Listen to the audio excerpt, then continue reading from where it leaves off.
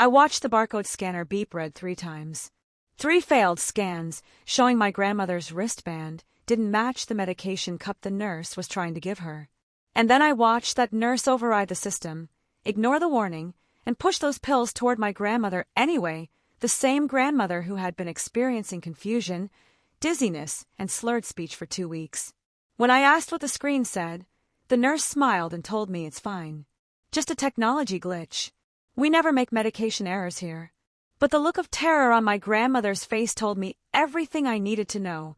This wasn't the first time they'd ignored the safety system designed to prevent exactly the kind of mistake that could kill her. The barcode mismatch was the system screaming that something was wrong. And they were about to silence it because fixing the error was less convenient than pretending it didn't exist. My grandmother's name is Helen Carter, but everyone calls her Miss Helen.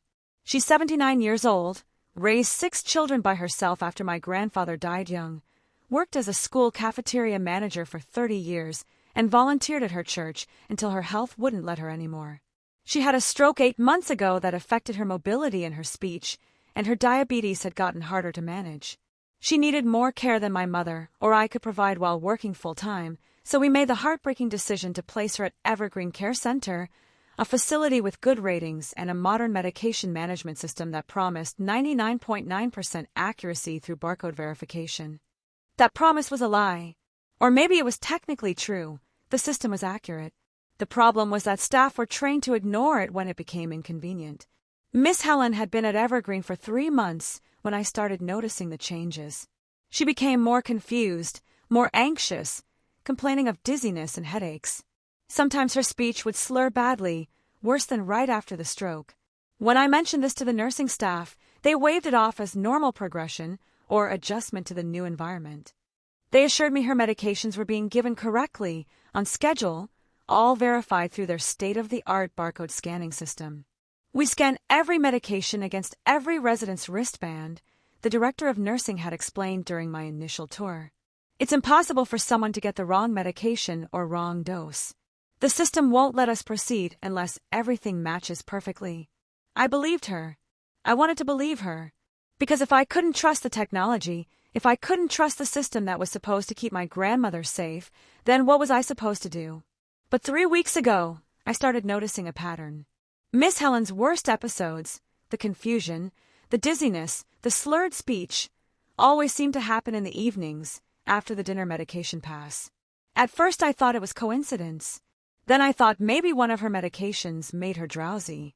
But when I asked to see her medication list to check with her doctor, I got stonewalled with excuses about privacy policies and needing to submit formal requests.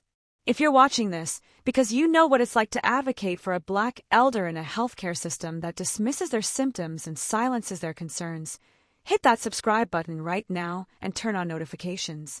Because what I'm about to tell you could save your loved one's life. This is about what happens when technology designed to prevent errors becomes just another tool for covering them up. And if this story resonates with you, if you've seen medication mismanagement in nursing homes, leave a heart in the comments below and tell me what city you're watching from. Let's build a community that refuses to stay silent. Last Tuesday, I decided to show up during the evening medication pass instead of my usual late evening visits. I wanted to see for myself what was happening during those hours when Miss Helen's symptoms always got worse. I arrived at Evergreen around 6:45 p.m., just as the medication cart was making its way down the hallway.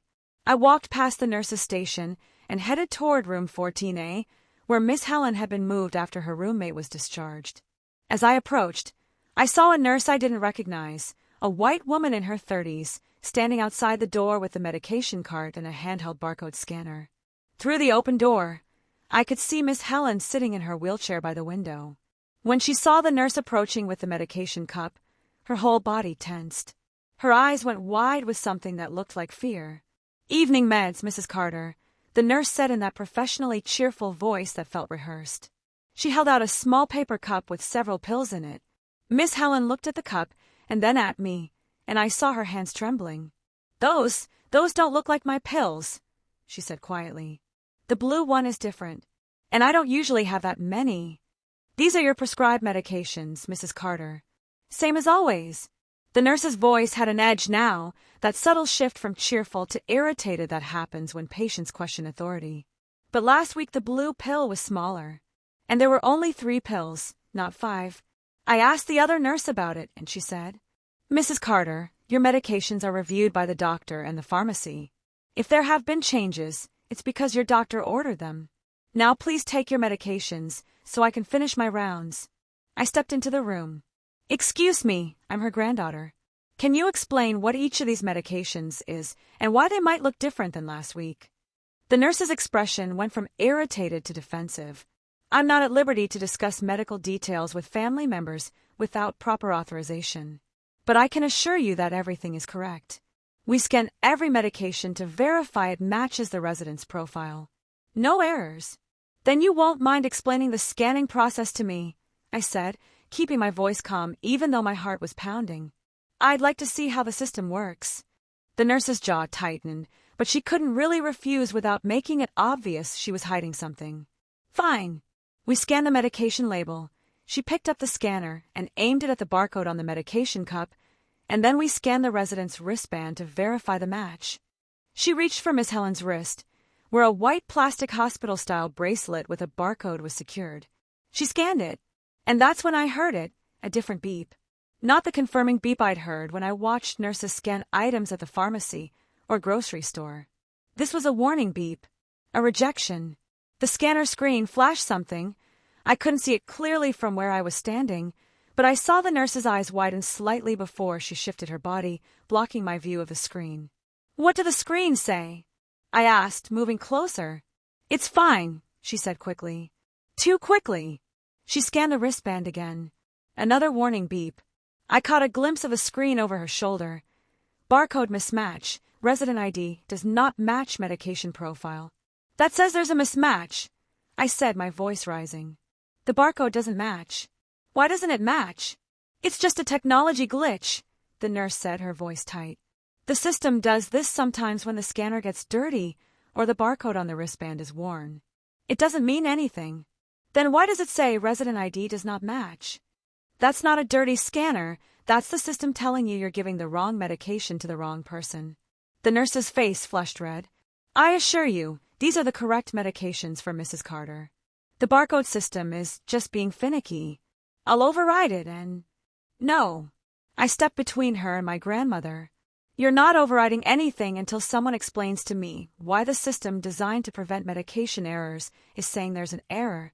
Ma'am, I need you to step back and let me do my job. Your job is to keep my grandmother safe, and that machine just told you 3 times that something is wrong.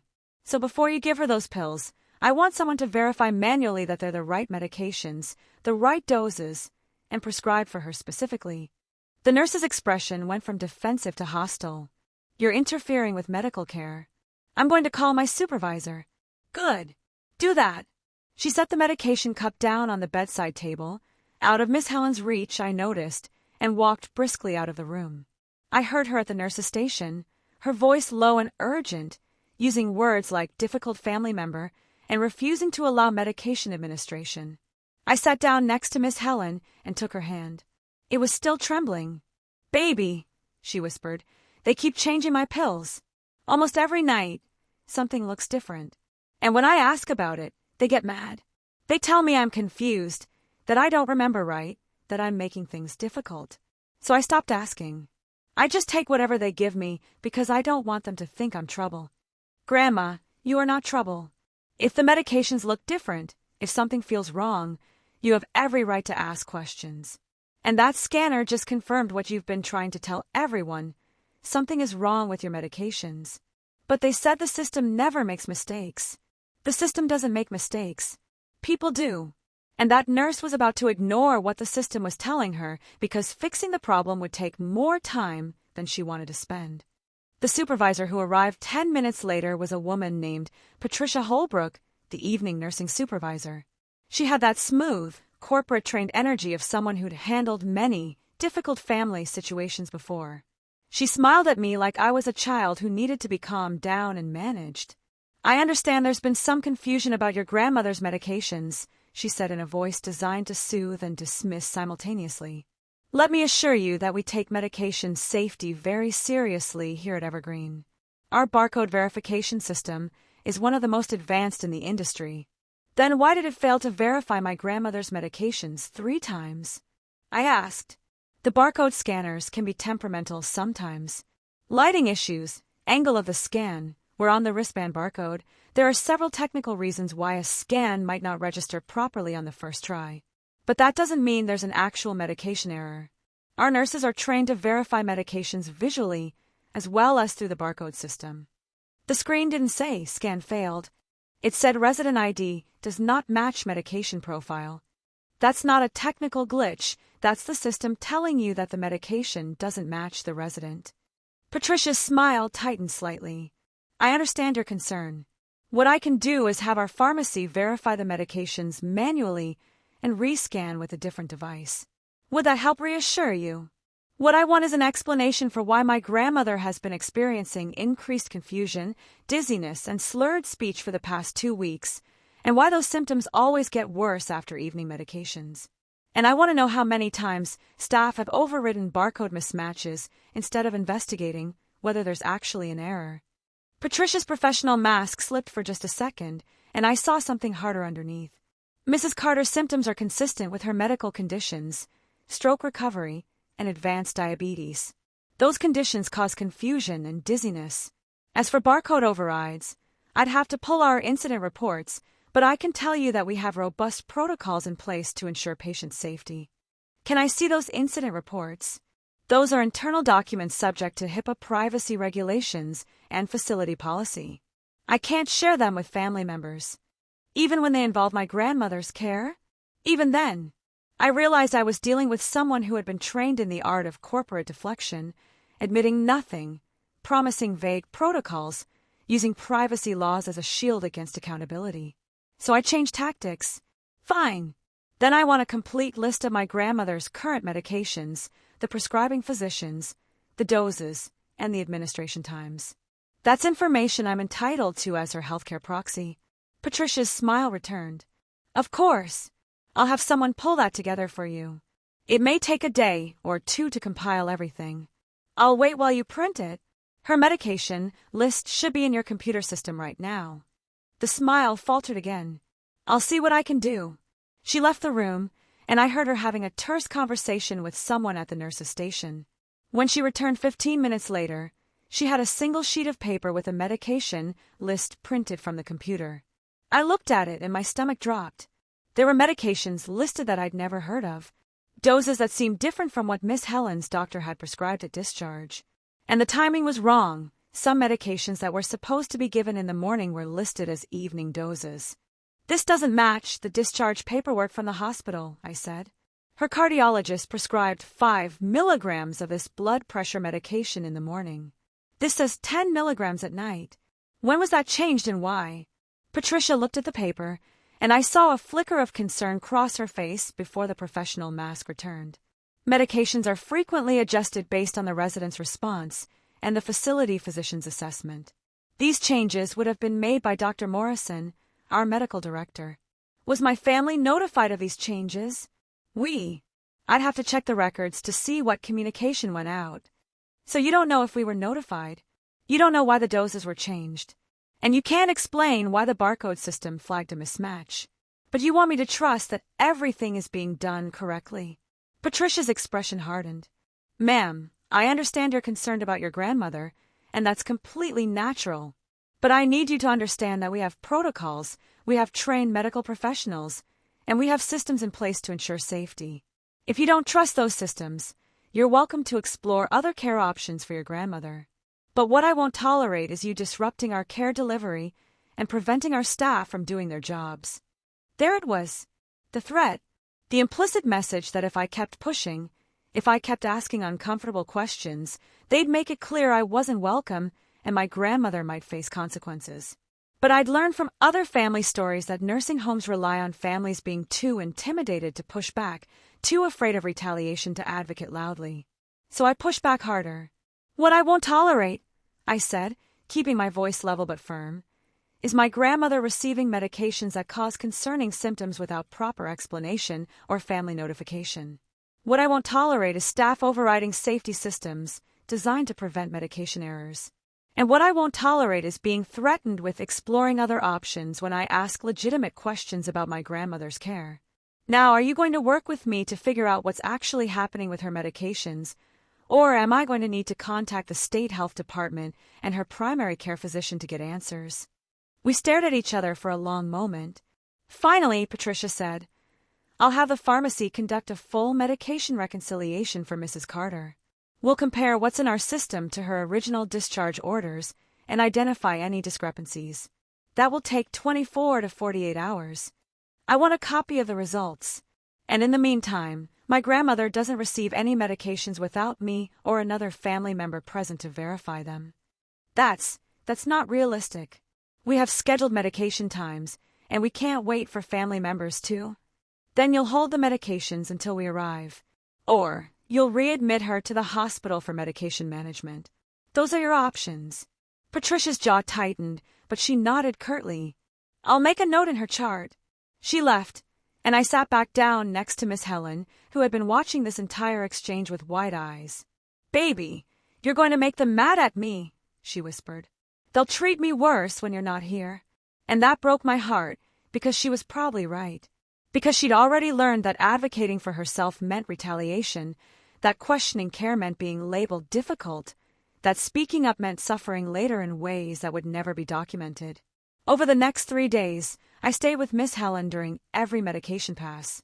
And what I observed confirmed my worst fears. During those 3 days of personally supervising every medication administration, I learned how broken the system really was. The barcode scanner failed to verify Miss Helen's medications multiple times across different shifts, with different nurses, using different scanners. And every single time, the nurse's first instinct was to override the warning and proceed anyway. When I forced them to stop and investigate, we discovered errors every single time. Medications intended for the resident in room 14 being brought to room 14A. Doses that were double what they should be because someone had entered the order incorrectly in the computer system. Pills that looked different because the pharmacy had substituted a generic brand without updating the nursing staff. Each time, the nurses acted surprised, insisted it was a rare occurrence, claimed they would have caught it before administering. But they wouldn't have. I watched them override barcode warnings without even looking at the screen. I watched them scan wristbands from across the room, not close enough to actually read the barcode. I watched them get irritated when residents asked questions, rushing through medication passes like they were checking boxes on a task list rather than administering powerful drugs that could harm or kill if given incorrectly. And I started noticing a pattern in who received careful attention and who got rushed through. The white residents, especially those with frequently visiting family members who asked questions, got patience and explanations. Nurses would sit with them, answer their concerns, double-check medications when asked. But the black residents, especially elderly black women like my grandmother, got impatience and dismissiveness. Their questions were treated as confusion. Their concerns were labeled as anxiety. And their complaints about side effects were blamed on their existing conditions rather than investigated as potential medication errors. I documented everything. Photos of the scanner screens showing mismatches. Notes on dates, times, which medications had errors, which nurses were involved. I recorded conversations on my phone. Florida is a 2-party consent state, but I informed staff I was recording for my own records, and they didn't stop me. I created a timeline showing Miss Helen's symptoms correlated directly with medication errors. The days she got double doses of her blood pressure medication, she had extreme dizziness and near fainting. The days she received medications intended for another resident, she had confusion and slurred speech. On the 3rd day, a black CNA named Kendra pulled me aside in the hallway during her break. She looked around to make sure no one was listening, then spoke quietly. "You're doing the right thing," she said. Watching her medications, documenting everything. Because they won't tell you this, but medication errors happen here all the time. Especially during evening shift when we're understaffed and rushing to finish med pass before shift change. "How often?" I asked. She shook her head. "More than they'll ever admit. The barcode system is supposed to prevent it, but when nurses are behind schedule, they override the warnings without checking. They figure the computer is wrong and they're right. Or they just don't care enough to investigate. And certain residents..." She paused, choosing her words carefully. Certain residents are treated like they won't notice or won't be believed if they complain. Elderly Black folks, people with dementia, anyone on Medicaid who doesn't have family visiting regularly. Has this happened to my grandmother before? Before I started watching? Kendra bit her lip. I can't say specifics without getting fired. But I can tell you that I've heard other CNAs mention that Mrs. Carter seems out of it some evenings. And I've seen medication cups outside her door that didn't look right to me, but I'm not licensed to give meds, so I can't say anything without proof. The nurses don't like when CNAs question them. Can you testify to this if I file a complaint? She looked genuinely afraid. I can't. I have 2 kids and rent to pay. If I speak out against the nurses or administration, I'll be fired and blacklisted from working at other facilities. I've seen it happen. But I'm telling you this so you know you're not crazy. Your grandmother's not crazy, and you need to get her out of here before something worse happens. She walked away quickly before I could respond. That evening, the pharmacy completed the medication reconciliation I demanded. The results were damning. 6 different medications had incorrect doses in the system compared to physician orders. 3 medications had been ordered by the facility physician without consulting Miss Helen's specialists or notifying the family. 2 medications had been discontinued by her cardiologist, but were still being administered at Evergreen because no one had updated the system. When I met with Patricia and the medical director, Dr. Morrison, to review these findings, they defaulted to corporate crisis management mode. We've identified some discrepancies in medication orders, Dr. Morrison said carefully. These appear to stem from a combination of factors: incomplete information transfer during admission, delayed processing of external physician orders, and some data entry errors in our computer system. We're grateful you brought this to our attention so we could correct it. Grateful, I repeated. My grandmother has been receiving wrong medications and wrong doses for weeks. She's been experiencing serious side effects. And your staff has been overriding safety warnings that would have caught these errors. You're grateful. We regret any adverse effects Mrs. Carter may have experienced, Patricia said in that practiced corporate apology voice. We're implementing additional training for staff on proper barcode verification protocols, and we're conducting a full audit of our medication management processes. This isn't about training, I said. This is about a culture where staff are more concerned with checking boxes and finishing tasks than with actually keeping residents safe. Your nurses knew the barcode system was showing warnings.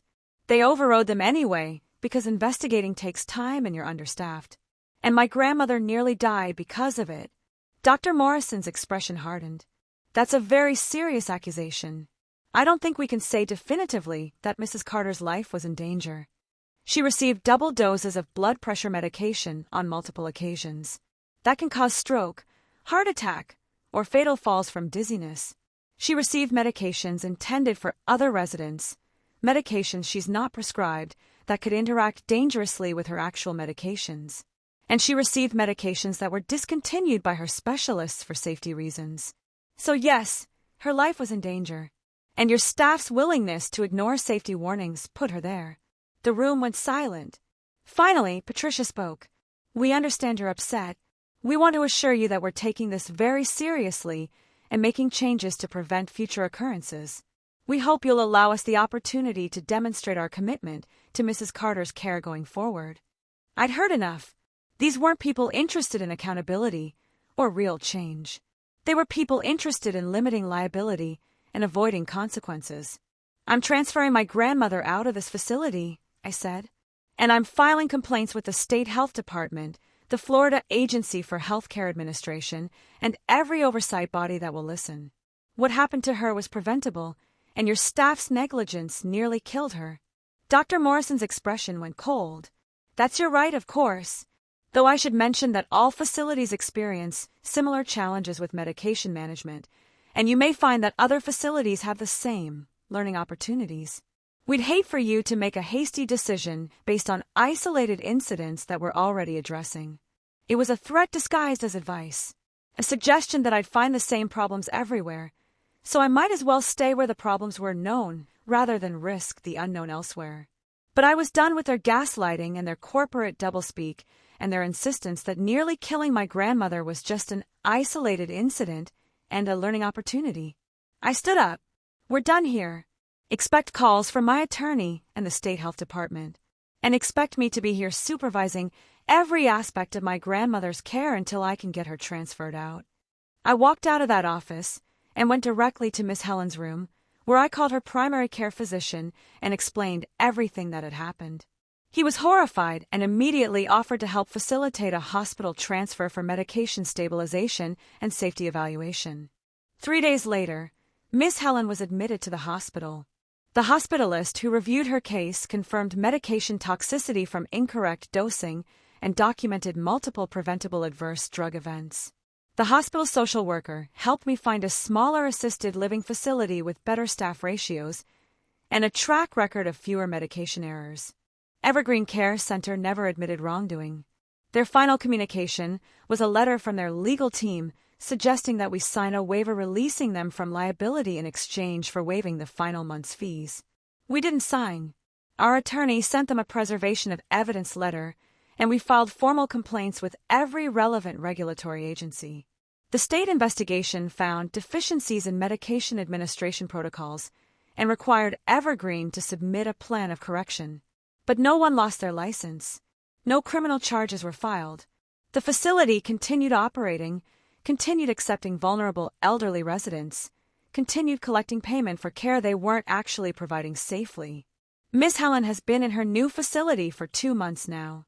She's regained her mental clarity now that she's receiving the correct medications at the correct doses. The dizziness is gone. The slurred speech is gone. The confusion is gone. It turns out all of those normal aging symptoms that Evergreen insisted were inevitable were actually side effects of medication errors that staff chose to ignore rather than investigate. But the trauma of those weeks at Evergreen hasn't gone away. Miss Helen still gets anxious at medication times, even though the nurses at her new facility are patient and careful. She still apologizes excessively when she asks questions about her medications, still expects to be dismissed or labeled difficult. She still has nightmares about being forced to take pills that she knew were wrong while people smiled and told her she was confused. The psychological damage of being gaslit about your own medical care, of knowing something is wrong with your body and being told you're imagining it, of watching safety systems fail and being told everything is fine, that damage doesn't heal as quickly as the physical symptoms. I think constantly about that barcode mismatch. About those 3 failed scans that the nurse was ready to override because stopping to investigate would have disrupted her workflow.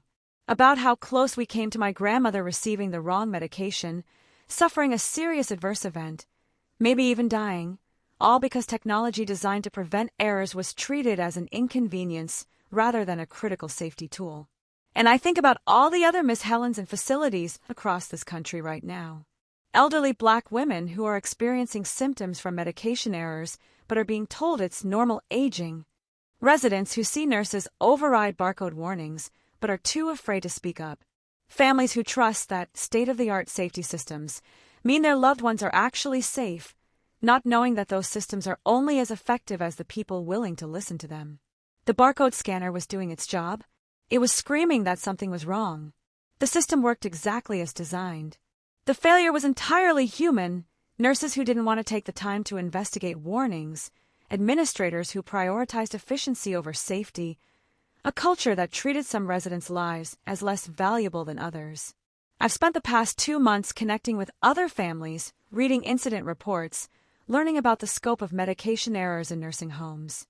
The data is horrifying. Studies estimate that medication errors affect nearly 40% of nursing home residents annually. Most of these errors are preventable. Many could be caught by barcode verification systems if staff actually responded to the warnings instead of overriding them.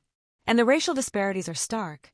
Black nursing home residents are significantly more likely to experience medication errors, adverse drug events, and preventable hospitalizations related to medication mismanagement. They're less likely to have their complaints about side effects investigated. They're more likely to be labeled as confused or non-compliant when they question their medications.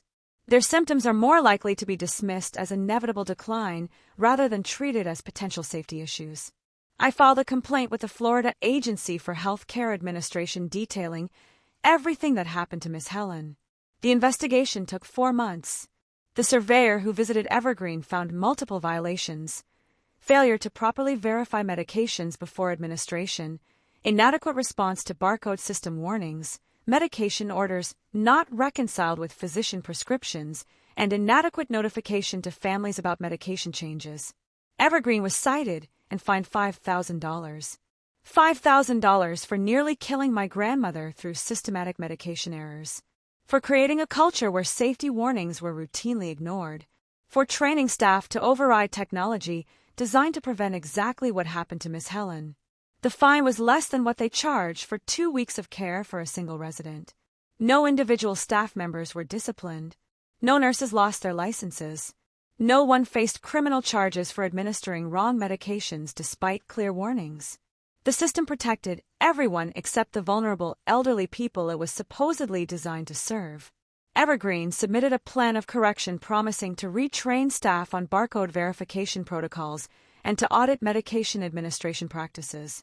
The same promises they'd made to me when I first discovered the errors. The same promises they'll make to the next family and the family after that, while continuing to prioritize speed over safety and profits over people. But Miss Helen is safe now, and that's what matters most. She's in a facility where the staff-to-resident ratio means nurses have time to investigate barcode warnings instead of overriding them. Where medication administration is treated as a critical safety process rather than a box to check on a task list. Where residents who ask questions about their medications are taken seriously rather than labeled as difficult. The new facility isn't perfect, nowhere is. But when I visit during medication times, I watch nurses actually scan barcodes carefully, actually read the screen, actually stop and investigate when something doesn't match. I watch them explain medications to residents, listen to concerns about side effects, coordinate with physicians when problems arise. I watch them treat medication administration like the life or death responsibility it actually is. And I make sure Miss Helen knows that she has permission to question, to advocate, to speak up when something feels wrong, that her voice matters, that her safety matters, that she's not being difficult or demanding when she asks for explanations. She's being a participant in her own care, which is her right.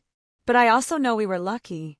Lucky that I happened to arrive during that evening medication pass. Lucky that I saw the barcode mismatch. Lucky that I knew enough to push back when staff tried to dismiss it. Lucky that I had the time and resources to supervise her care intensively until we could transfer her somewhere safer. Most families don't have that luxury. Most families trust that the systems are working, that staff are following protocols, that their loved ones are safe. And many of those families will never know that their mother or grandmother or father experienced medication errors because the errors will be hidden, explained away as normal decline, or attributed to the resident's existing medical conditions rather than investigated as preventable harm. It's been 6 months since I found Miss Helen at Evergreen Care Center and discovered that the safety systems meant to protect her were being routinely ignored. 6 months since I watched a nurse override 3 barcode warnings and attempt to give my grandmother medications that didn't match her wristband. 6 months since I learned that state-of-the-art medication safety technology is meaningless if the humans operating it don't care enough to listen when it screams that something is wrong. Miss Helen is thriving in her new facility. She's gained back the weight she lost during her time at Evergreen. Her medications are properly managed, her symptoms are stable, and she's participating in activities again. She started smiling more, laughing more, being more herself. The fear that used to flash across her face at medication time is slowly fading, replaced by trust that the nurses here will actually keep her safe. But we both carry the trauma of those months. I carry the guilt of not noticing sooner, of trusting the system for too long, of believing the reassurances that everything was fine when my grandmother's symptoms were screaming that nothing was fine. And Miss Helen carries the knowledge that in a place meant to protect her, her life was treated as less important than a nurse's workflow efficiency. That safety warnings designed to save her were ignored because investigating them would have been inconvenient. I think about that wristband constantly. The barcode that was supposed to be her protection, her guarantee that she would receive the right medications at the right doses. The technology worked perfectly. It identified mismatches. It flagged errors. It did exactly what it was designed to do. But it couldn't force humans to care. It couldn't make nurses stop and investigate instead of override. It couldn't prevent a culture where some residents' safety mattered more than others. And I think about the language Evergreen used to hide what they were doing. Technology glitches.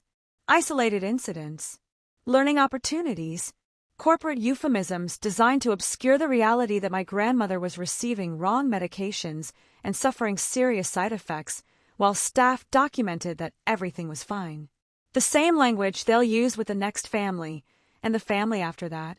A smooth script designed to deflect accountability and minimize consequences. Subscribe to this channel and turn on all notifications for more true stories exposing what really happens in nursing homes when profit is prioritized over safety and some lives are treated as more expendable than others. And if this story resonated with you, if you fought the same battles for your own loved ones, leave a heart in the comments. Tell me what city you're watching from. Share your stories, because the more we talk about this, the harder it becomes for facilities to hide behind corporate doublespeak and claim these are isolated incidents. I've spent these 6 months trying to make something meaningful out of what happened to Miss Helen. I speak at family caregiver support groups about warning signs of medication errors. I teach people how to read medication lists, how to recognize side effects, how to question when something doesn't seem right. I explain what barcode verification systems are supposed to do and what it means when nurses override them. And I push for systemic changes. I've contacted state legislators about strengthening medication error reporting requirements and increasing penalties for facilities with repeated violations. I've advocated for laws requiring facilities to notify families immediately when medication errors occur instead of hiding them in internal incident reports. I've pushed for better oversight of barcode override practices because technology that can be ignored at will isn't actually protecting anyone. Some lawmakers listen. Some promise to look into it. Most do nothing, because nursing home reform isn't politically popular and the industry has powerful lobbyists who fight any attempts at meaningful regulation. But I won't stop, because somewhere right now, there's another grandmother in another facility watching a nurse scan her wristband, seeing that barcode mismatch warning flash on the screen, and being told it's just a glitch, while wrong medications are pushed toward her. And maybe if enough of us speak up, if enough families refuse to accept corporate explanations and demand real accountability, we can create a system where that grandmother's barcode actually protects her instead of being just another warning that gets ignored.